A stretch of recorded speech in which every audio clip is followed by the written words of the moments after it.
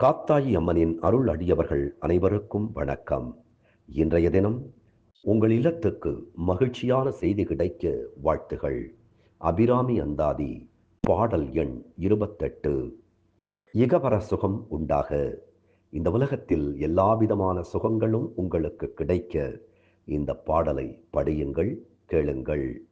சொல்லும் பொருளும் என நடமாடும் துணைவருடன் புல்லும் பரிமளப் பூங்கொடியே நின் புது மலர்த்தாள் அல்லும் பகலும் தொழும் அவர்க்கே அழியா அரசும் செல்லும் தவ நெறியும் சிவலோகமும் சித்திக்குமே.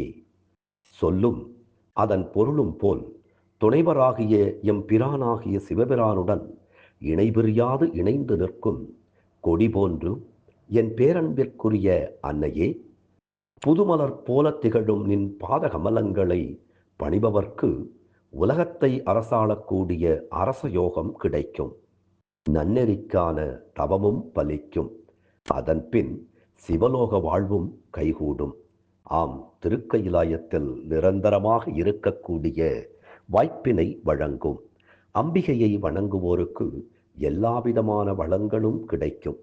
அம்பிகை என்றால் ஏதோ கோயிலில் இருக்கக்கூடிய அம்பிகை என்று மட்டும் கருதிவிட வேண்டாம்.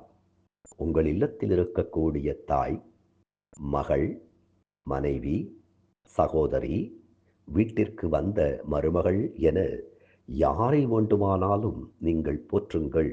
அது அம்பிகையின் திருப்பாத கமலங்களை சென்றடையும். தினம் தினம் அபிராமி அந்தாதி சிந்திப்போம்.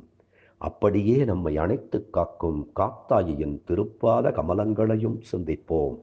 அப்போது நம் தீவினைகள் சிந்திப்போகும். நன்றி, வணக்கம்.